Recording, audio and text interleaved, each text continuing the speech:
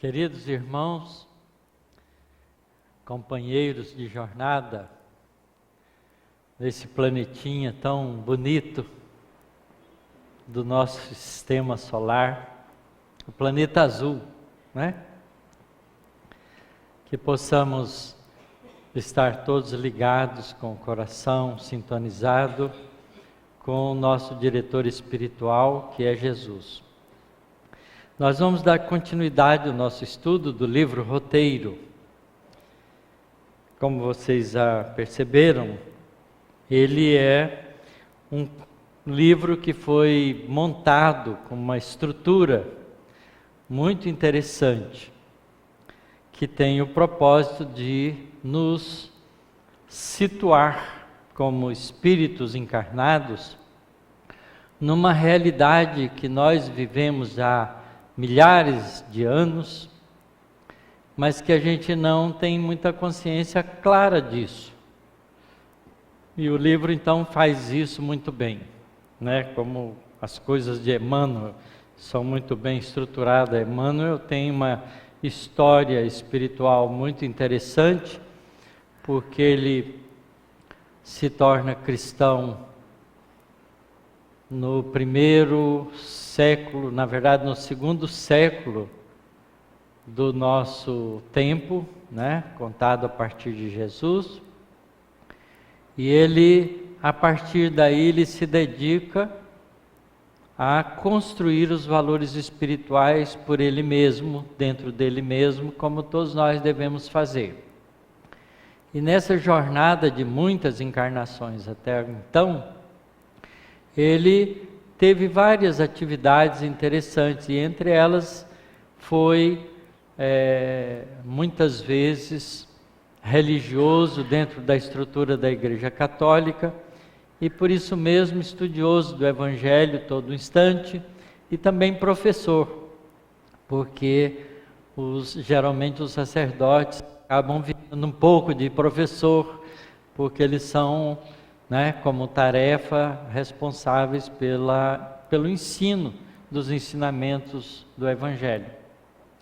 E ele então tem isso com uma precisão muito grande, porque ele organiza os seus livros com uma estrutura e um propósito. Vocês já devem ter conhecido também um livrinho dele chamado Pensamento e Vida, que ele descreve na introdução, sendo um curso que ele dá, agora não está dando por enquanto, porque reencarnou, ele dava esse curso no mundo espiritual, preparando espíritos para o processo reencarnatório. Vocês já pensaram, gente, fazer um curso lá, se preparando para nascer aqui, ouvindo o professor Emmanuel? Deve ser fantástico, E esse livro Roteiro tem essa estrutura também de ensino. Então ele fala muito da nossa vida no mundo terreno. Ele começa definindo rumos, depois fala sobre o homem ante a vida terrena, fala sobre o plano carnal, como é que é o espírito no corpo físico, quais são as limitações que ele fica submetido. Depois fala sobre o corpo físico, chamando de santuário sublime, e mostra que nesse propósito a gente está numa senda de evolução. E aí na lição seguinte ele situa a gente nos círculos da matéria, mostrando como é que é o progresso dentro dessa realidade. E aí ele vai começar também a falar um pouco da nossa realidade no mundo espiritual. E essa próxima lição já começa falando sobre uma coisa que nós ainda não temos uma noção muito clara, que é o corpo espiritual. Então é a nossa sexta lição, chamada Perispírito, que nós vamos aprender juntos hoje. A palavra perispírito foi introduzida por Allan Kardec no Livro dos Espíritos, e tem o significado de ser o liame entre a realidade espiritual e o corpo físico. A ligação entre o corpo físico e o corpo espiritual é dado através de um corpo intermediário, chamado corpo espiritual ou perispírito.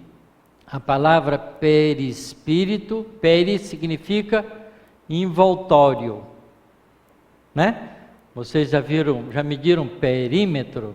O que é perímetro? É a medida daquilo que está contido dentro de uma figura, tá certo? O perímetro é o círculo, o comprimento da circunferência do círculo, mede o perímetro. O perímetro dessa sala é a soma desses comprimentos das laterais. Então, peri significa em volta de. E a palavra perispírito significa em volta ou envoltório do espírito. Certo? Foi introduzido por Allan Kardec esse termo. Ele começa dizendo o seguinte: como será o tecido sutil da espiritual roupagem que o homem envergará sem o corpo de carne, além da morte? Começa fazendo uma pergunta, né? Como será o tecido sutil desse corpo espiritual, roupagem do homem no mundo espiritual, perdido o corpo físico pelo fenômeno da morte? Tão arrojada é a tentativa de transmitir informes sobre a questão aos companheiros encarnados, quão difícil se faria esclarecer para a lagarta com respeito ao que será ela depois de vencer a inércia da crisálida. Então já começa dizendo que não é nada fácil falar para nós sobre o corpo espiritual. É semelhante a explicar para a lagarta que no futuro ela vai virar borboleta.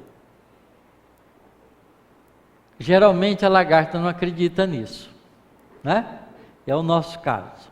A gente também não acredita muito nisso. Fica cheio de dúvidas com relação a isso. Porque a gente ainda não fixou na nossa realidade interior a nossa vida espiritual. A gente ainda é muito homem e mulher, né? Muito encarnado. Para nós a vida é essa, né? Nossos sentidos falam mais alto do que as faculdades espirituais, que estão profundamente diminuídas, porque nós estamos internados num escafandro chamado corpo físico. Então é difícil mesmo. Colado ao chão ou à folhagem, arrastando-se pesadamente, um inseto, a lagarta, não desconfia que transporta consigo os germes das próprias asas. É difícil a gente pensar que a gente carrega em nós os germes da angelitude, né? O perispírito é ainda corpo organizado que representa o molde fundamental da existência para o homem, subsiste além do sepulcro, demorando-se na região que lhe é própria, de conformidade com o seu peso específico. Aqui ele está dando uma informação muito interessante. Que esse corpo espiritual, o perispírito, é ainda uma estrutura organizada e representa um molde fundamental da existência para nós enquanto homens e mulheres. Mas ele subsiste além do sepulcro, da morte, demorando-se na região que lhe é própria, de conformidade com seu peso específico. Isto é, o meu perispírito não é igual ao de vocês. E o de vocês não é igual ao de ninguém. Cada um tem o seu próprio. E constrói ele de acordo com os recursos que já possui. Imaginem, se de repente, aquilo que nós pensamos se materializasse em volta de nós. Como é que cada um de nós se apresentaria?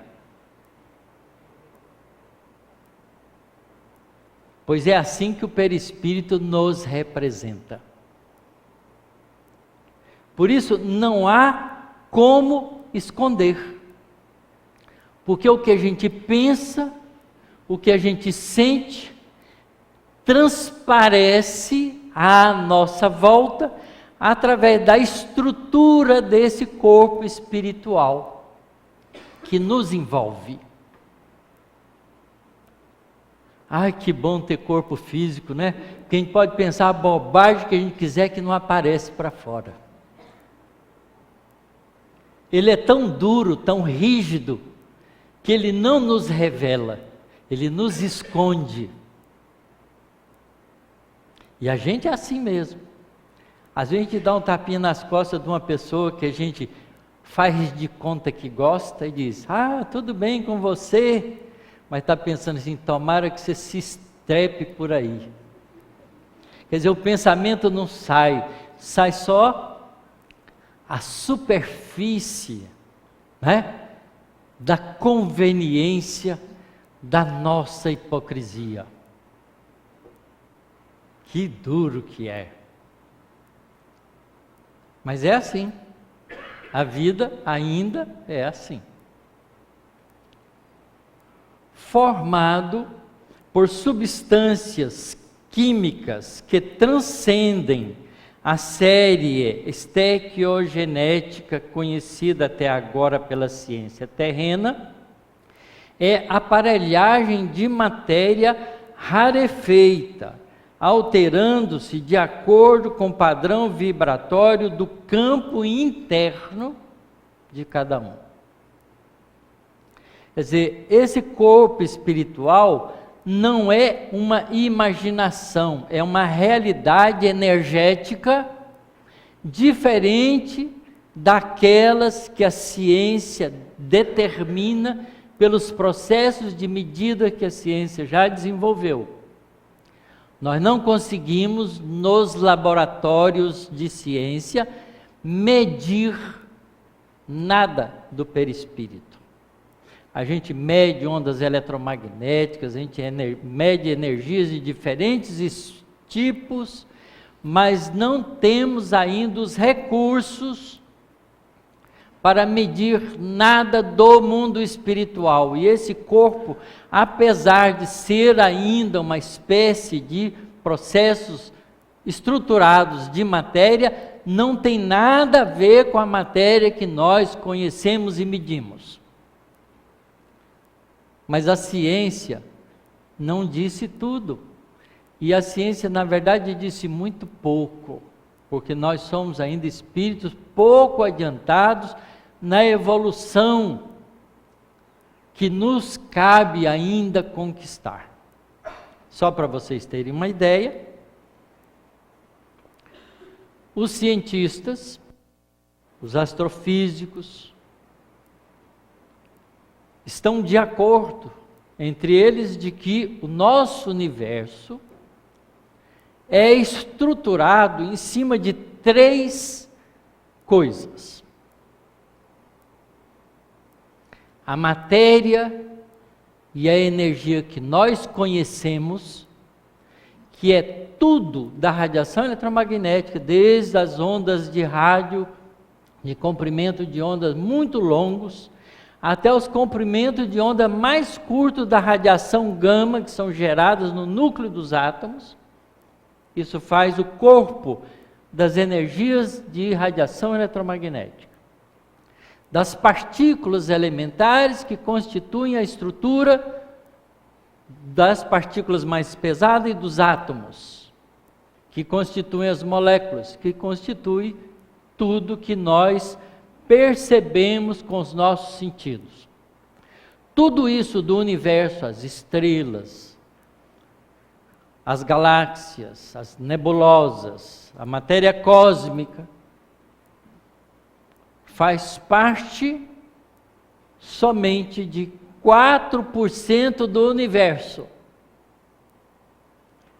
21% é uma coisa que nós chamamos de matéria escura, que a gente não sabe o que é, mas que a gente sabe que ela existe, porque ela exerce efeito gravitacional sobre o espaço cósmico, deformando-o e desviando a direção das ondas eletromagnéticas, ou da luz, que nós podemos medir. Então é uma coisa que a gente não sabe o que é, porque a gente não enxerga ela não irradia nada, mas ela deforma o espaço, de acordo com a teoria de Einstein, né? A matéria deforma o espaço. Então, o espaço é deformado por uma matéria que a gente não percebe, que a gente não vê, mas a gente vê o efeito por causa do desvio das ondas luminosas, porque as ondas luminosas viajam no espaço. Se o espaço deforma, a onda segue essa deformação e a gente mede o efeito dessa deformação pela presença de uma matéria que a gente não sabe de que é feita, chama matéria escura. Isso constitui 21% do universo que nós observamos. Então, 21 mais 4, 25%. Falta 75% que a gente não sabe o que é, que a gente chama de energia escura, que é uma energia necessária para explicar a estrutura de evolução, de expansão do nosso universo. Então, vocês vejam que 4% é conhecimento, o resto é ignorância. Tá certo? Isso é a posição da ciência atual.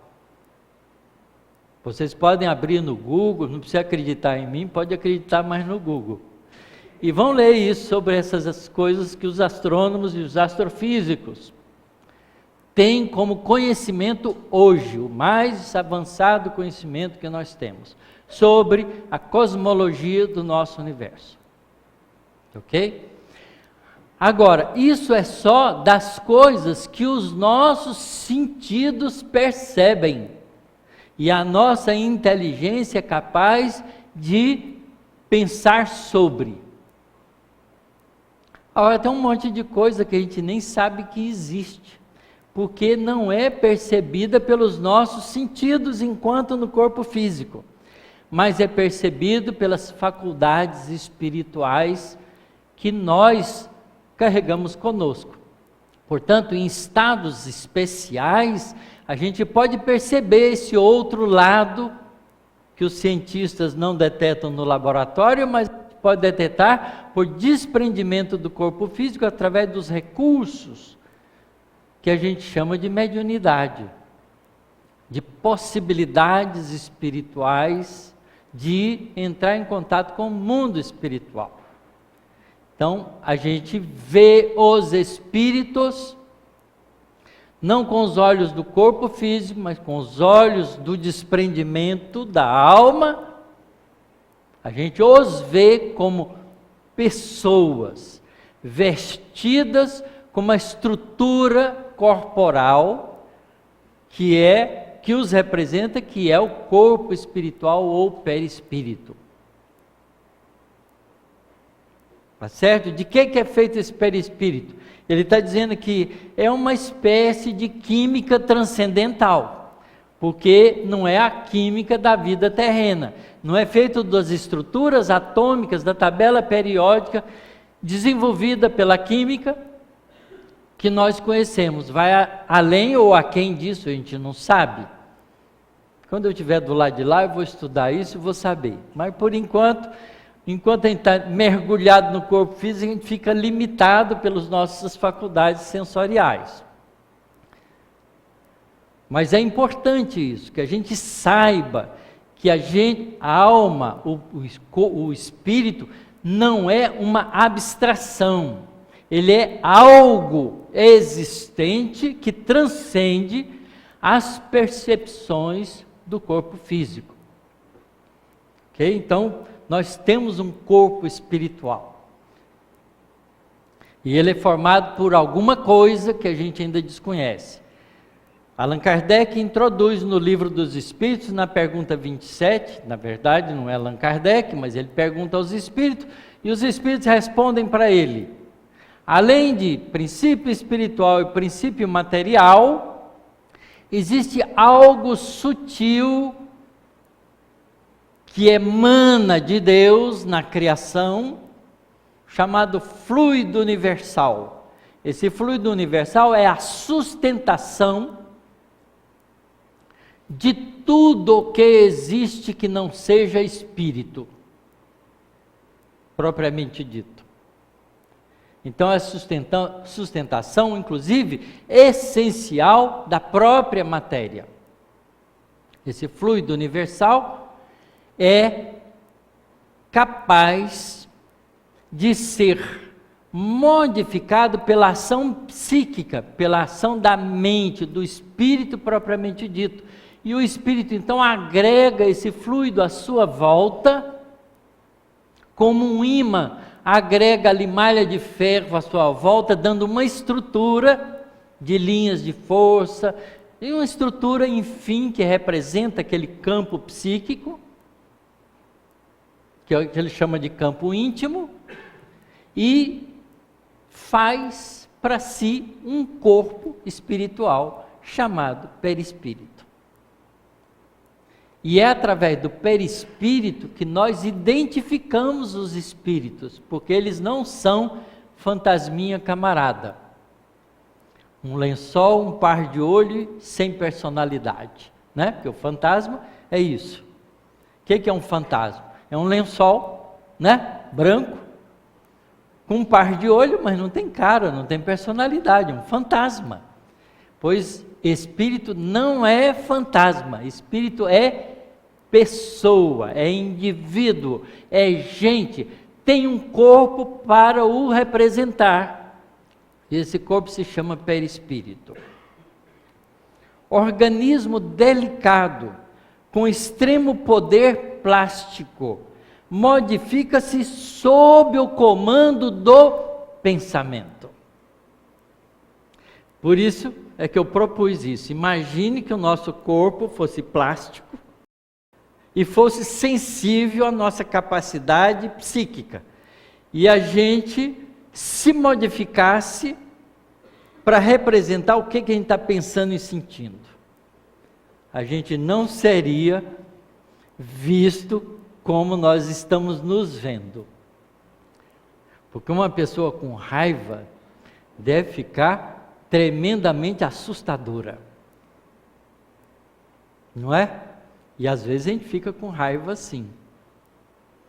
A gente fica magoado, a gente fica ferido, a gente fica triste, a gente fica pessimista, a gente fica depressivo. Imagine como é que é ver um espírito depressivo, um espírito enraivecido. Ele vira um monstrengo, porque ele retrata aquele monstrinho que ele está criando psiquicamente em volta de si mesmo. Mas é também brilhante se ele for uma criatura cheia de amor e de bondade.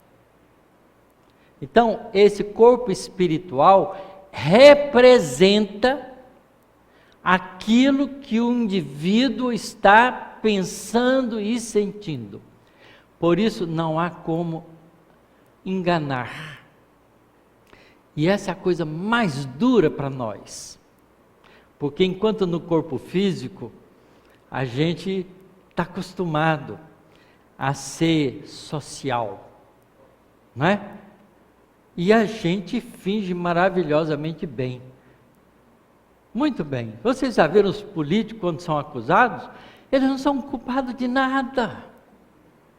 Eles mentem com a cara mais deslavada do mundo, mas não são só eles. A maioria de nós faz isso no cotidiano da vida, com as pequenas coisas. Às vezes acontece algo em casa que alguém fez, pergunta, quem foi que fez? Não aparece quem foi. Eu e minha esposa criamos, 7 filhos nossos. E era muito interessante isso em casa, porque quando alguma coisa atrapalhada acontecia, quem foi que fez? Eu não fui. Era 7, eu não fui. Mas tinha que ser alguém, né? Aí eu falei, tá bom, eu não tenho mais 7 filhos, eu tenho 8. O 8º é o Gasparzinho. Ele que faz tudo. E é interessante porque a família vai crescendo, vai desenvolvendo, e a gente com a convivência descobre quem são os Gasparzinhos. Não é? Porque não dá para mentir muito tempo. E esse é o grande problema nosso. Quando a gente volta para o mundo espiritual, acabou a mentira. A gente é o que é, porque o corpo espiritual, esse perispírito, nos mostra realmente como a gente é. Isso é uma dureza. Esse é o choque da desencarnação.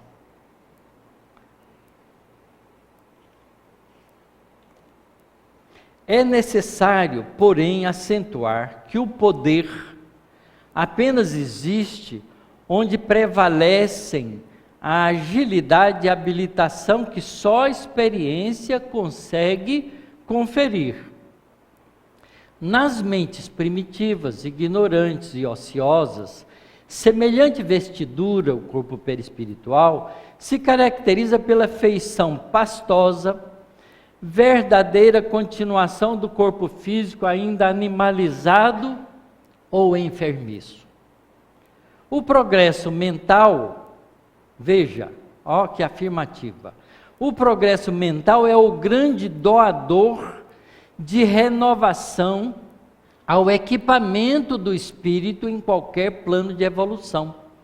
Então, à medida que a gente evolui mentalmente, a gente é capaz de ter poder de modificar a estrutura do nosso corpo espiritual. E ele faz uma observação: note-se, contudo, que não nos reportamos aqui ao aperfeiçoamento interior. Então é o desenvolvimento mental, tá certo? O progresso mental, que não implica necessariamente em conquista de valores morais, mas sim em conquista de valores intelectuais, de conhecimento. O crescimento intelectual, com intensa capacidade de ação, pode pertencer a inteligências ainda perversas. E essas inteligências perversas, porque tem inteligência desenvolvida, pode adaptar a aparência do seu corpo espiritual de várias formas por conveniência objetiva que o espírito está pretendendo. Então, um espírito adiantado psiquicamente no sentido intelectual pode aparecer para nós com formatos os mais diversos. Inclusive com chifre, com rabo, com garras, como se fosse o verdadeiro demônio que nós criamos mitologicamente. Se ele quiser nos impressionar, faz isso. E a gente se impressiona porque a gente morre de medo. Se a gente é espírito imortal, indestrutível, o que pode nos fazer mal? Não é? A gente sabe disso, mas não estrutura isso dentro de nós.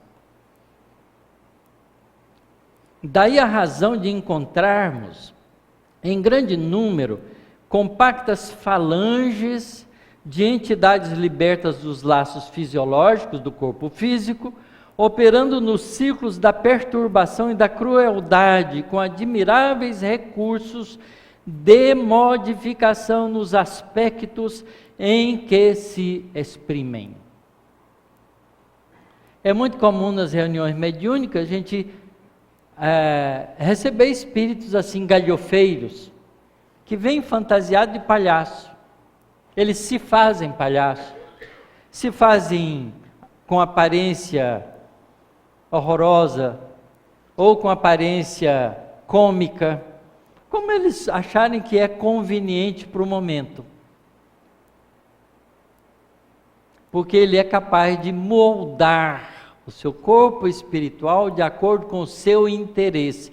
É claro que isso dentro de certos limites, porque a lei de responsabilidade limita um indivíduo no avanço onde ele não é permitido.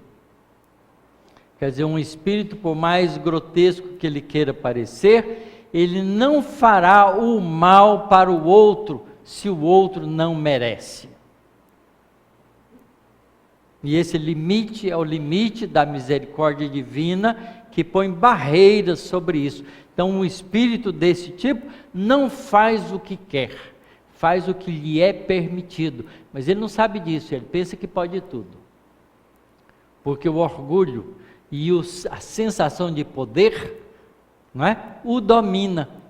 Do mesmo jeito que o poder domina os nossos políticos que acham que são imunes à justiça. Eles podem fazer o que quiserem, porque eles dão um jeito de manipular os juízes, a justiça e resolve o problema deles. Dane-se o povo. Mas não é bem assim, né? Porque as coisas vão devagarinho, aparecendo e mostrando que a coisa tem limite. Não possuem meios para a subida, a sese imediata, mas dispõem de elementos para dominar no ambiente em que se equilibram. Não adquiriram ainda a verticalidade do amor, que se eleva aos santuários divinos, na conquista da própria sublimação, mas já se iniciaram na horizontalidade da ciência, com que influenciam aqueles que, de algum modo, ainda lhes partilham a posição espiritual. Então só impressiona quem se deixa impressionar. Os anjos caídos não passam de grandes gênios intelectualizados com estreita capacidade de sentir, de amar.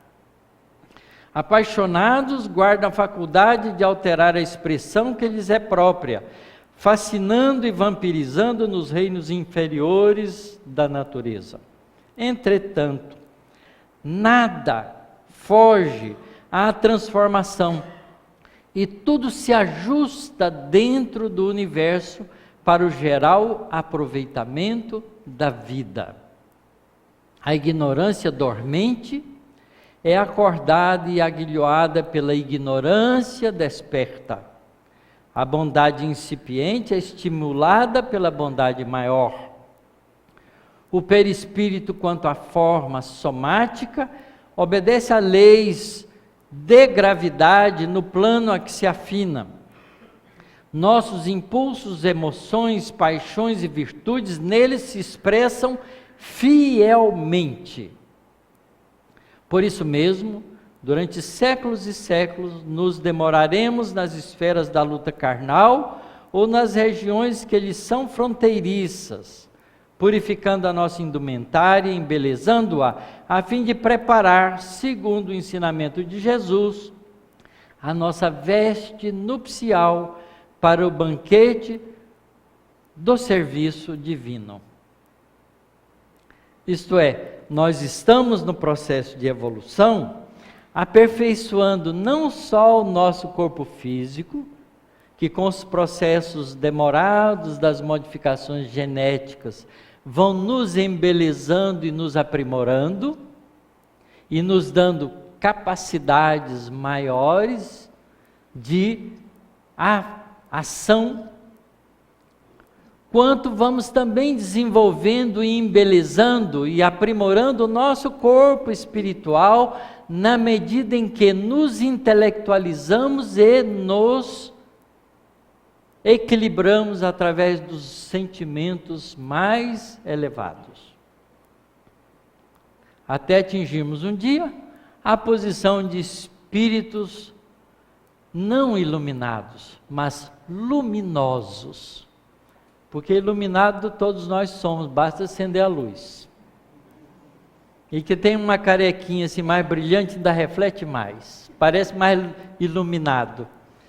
Mas isso não quer dizer nada, porque o que importa é a gente acender a luz interior, ser luminoso.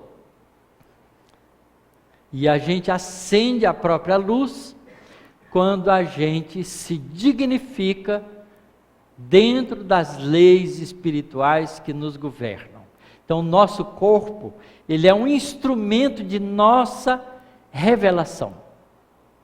A gente se revela através do corpo espiritual, desse perispírito, aonde a gente estiver, mesmo no corpo físico, porque quando a pessoa tem percepção espiritual, ela chega perto de alguém que parece assim, está bem, fala, nossa, mas eu senti tão mal perto dessa pessoa, né? Que ela parece bem, mas ela está criando lá dentro dela um monstrinho que escapa para fora do corpo físico e às vezes é percebido por pessoas mais sensíveis. Não dá para esconder. O corpo físico ainda é uma camuflagem. É como a lagarta, né? Está escondida a asinha lá dentro. Mas se a gente puder entender isso com clareza, olha como isso é importante. Se a gente entender isso com clareza, a gente começa a ser fiel a nós mesmos. E sabendo que a gente é o que é, não o que aparenta ser, a gente começa a mudar o nosso comportamento para ser o que a gente de fato é, melhorando a si mesmo, para poder ser aceito pelas pessoas de uma maneira mais agradável, mais elegante, porque quando a gente passar por um mundo espiritual, é assim que é. E a nossa vida no corpo físico é transitória. A nossa vida real é no mundo espiritual. A gente deixa o mundo espiritual de quando em quando, interna num corpo físico para o processo mais rápido de evolução, mas essa vida física é temporária. A gente é permanentemente um ser espiritual. Então a gente precisa aprender a ser honesto consigo próprio. E essa coisa é difícil. Porque a gente só quer parecer honesto com os outros. A gente ainda não quer ser honesto consigo próprio.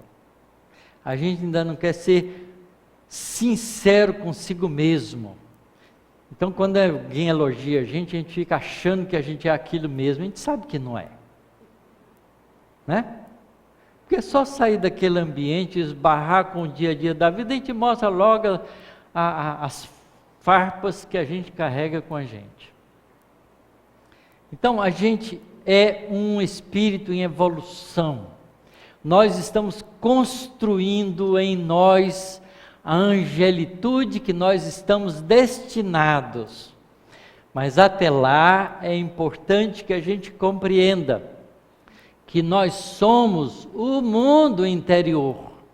E só nós, cada um por si mesmo, pode modificar esse mundo interior. Sabe qual é o duro da doutrina espírita? É exatamente isso. Não transfere para ninguém a responsabilidade do merecimento. As outras religiões, infelizmente, porque não percebem a realidade espiritual, acreditam na graça divina, o favor do céu. Ah, Deus há de me dar uma graça, porque afinal de contas eu não sou tão ruim assim, né? A gente nunca diz eu sou muito bom. A gente sempre, para ficar de bem com Deus para não pisar na bola, aí não sou tão ruim assim. Como se Deus pudesse agraciar qualquer um de nós em particular. Se Ele é a misericórdia divina que dá tudo para nós que a gente precisa. E que a gente não sabe usar em nosso favor. Porque o Pai amoroso e bom dá tudo que a gente precisa. Mas se a gente tem que merecer, não vai dar o que a gente não merece. Porque isso não faz sentido, não é justo, não é correto. Mas se a gente se esforça por merecer, a gente recebe, porque é uma conquista do esforço pessoal. Olha como é justo. Não tem privilégio. Não é? Aquele que parece é transitório. Porque o que é sempre. E só pode ser modificado pelo esforço pessoal de cada um. É lindo isso, não é?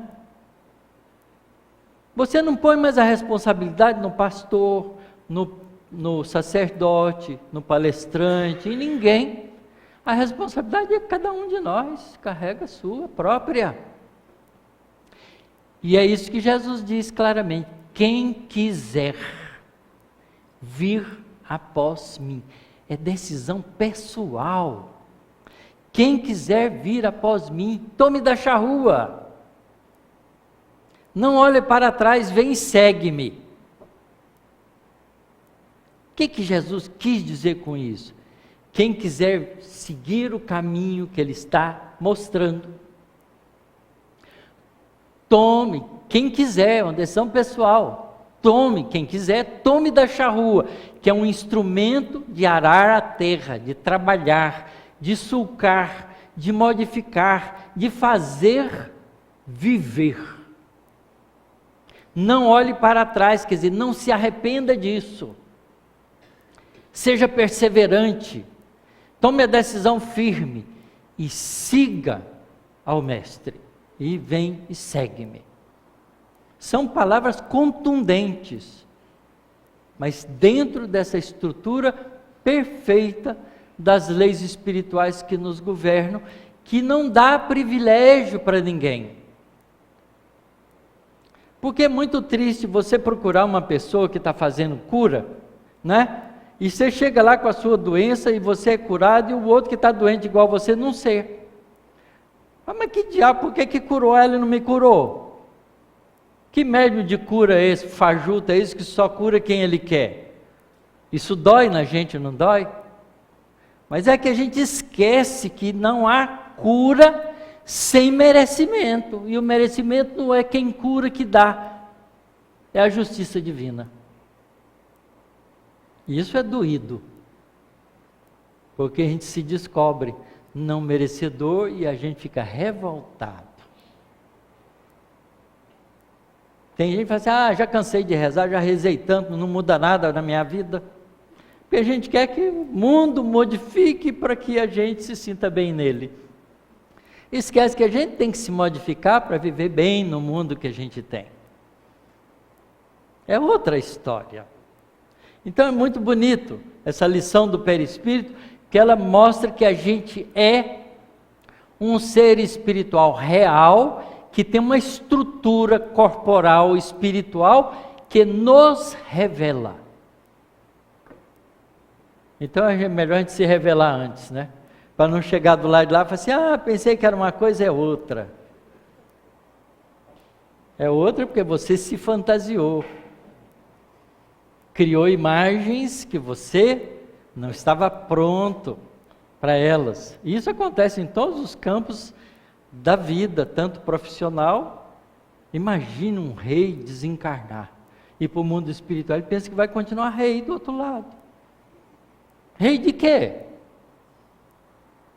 Não é? Rei de quê? E a gente ainda tem essa estrutura, né, de importância social. Não é a importância social que é importante. Importância importante é aquela que você constrói com valores definitivos da alma. E às vezes uma pessoa humildezinha que está ali varrendo uma rua é mais importante no mundo espiritual do que o presidente da República ou a rainha da Inglaterra. Tá certo? E a gente não se dá conta disso porque a gente vive um mundo de fantasia. O mundo transitório é um mundo de fantasia, um mundo das coisas não permanentes. As coisas permanentes são as coisas do mundo espiritual, porque o mundo material, ele é transformador, ele é transitório, ele se modifica, ele se decompõe. Até as estrelas que têm um tempo de vida tão longo são destruídas. 5, 10 bilhões de anos, uma estrela vive, o espírito vive sempre.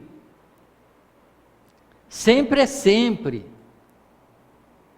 Não é só um pouquinho, é sempre. É eternamente. É imorredouro. Nós somos criaturas imorredouras. A gente vai trocar de roupa. E o corpo é a roupa. Não é a roupa do corpo. É o corpo, a roupa do espírito. Transitória, que a gente vai deixar, porque ele vai morrer. Ele é feito de matéria, vai se dissociar, vai se destruir, vai se decompor. Vai até cheirar mal. Não é? E não tem ninguém que não cheira mal. Todo mundo cheira mal. A rainha da Inglaterra, o presidente da República e o mendigo da rua. E a gente não percebe isso porque a gente se cristaliza nas coisas do momento. Então, nós temos um corpo espiritual que a gente pode embelezá-lo sempre através da conquista dos dois valores da alma, do ser espiritual permanente, que é o conhecimento e o sentimento. Quanto mais conhecimento a gente tiver, quanto melhor for os nossos sentimentos, mais bonito, mais brilhante, mais fantástico a gente é. E Jesus disse isso para nós: vós sois a luz do mundo. Por que a gente está com ela apagadinha? Muito bem, essa é a lição do perispírito. Quem quiser saber mais sobre o perispírito, tem aí muito livro para estudar. E para terminar, eu queria ler uma mensagem, porque hoje é dia 23, amanhã é 24, véspera de 25, Natal de Jesus. Eu sei que vocês já tiveram uma linda palestra com música e tudo mais, feita pela Leia no sábado passado, mas a gente não podia deixar de terminar a nossa fala lendo uma mensagem muito bonitinha, escrita pelo espírito André Luiz, através da psicografia de Francisco Cândido Xavier, que está publicado no livro Seara de Fé, lição número 27, na página 94. Ele começa dizendo o seguinte: era ele tão simples, que nasceu sem a proteção das paredes domésticas. Não encontrou senão alguns homens iletrados e rudes, que lhe apoiaram o trabalho na construção da obra imensa. Ensinava as revelações do céu, nas praias e nos campos, quando não estivesse em casas e barcos emprestados. Conversou com mulheres anônimas e algumas crianças esquecidas. Todos os infelizes se lhe fizeram a grande família. Valorizava a amizade com tal tratamento que chorou por um amigo morto. Alimentou os que tinham fome, restaurou os doentes e defendeu todos aqueles que se vissem humilhados pela injustiça. Aconselhou o respeito para com as autoridades do mundo e a obediência perante as leis de Deus. Pregou sempre o amor e a concórdia, a solidariedade e o perdão, a paciência e a alegria. Mas porque se abstivesse de partilhar o carro das vantagens terrestres, foi conduzido à cruz e a morte dele passou como sendo a de um malfeitor. Entretanto, desde o extremo sacrifício, transformou-se no símbolo de paz e renovação para o mundo inteiro. Esse herói da simplicidade tem o nome de Jesus Cristo. Seu poder cresce com os séculos e a sua mensagem, ainda hoje quanto sempre, é a esperança dos povos e a luz das nações. É esse amigo que a gente comemora o Natal. Então, que não façamos da festa de Natal uma comemoração pura e simplesmente mundana, sensorial, de atender às nossas satisfações e prazeres físicos.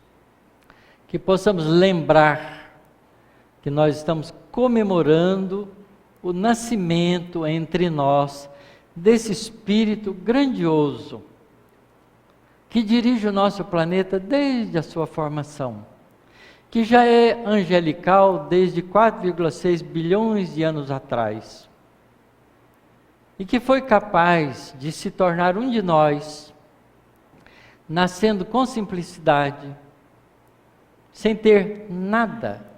Jesus não possuiu nada. A única coisa que ele usava era uma roupa sobre o corpo, mas nada ele tinha. E deu para a terra tudo que a terra precisa.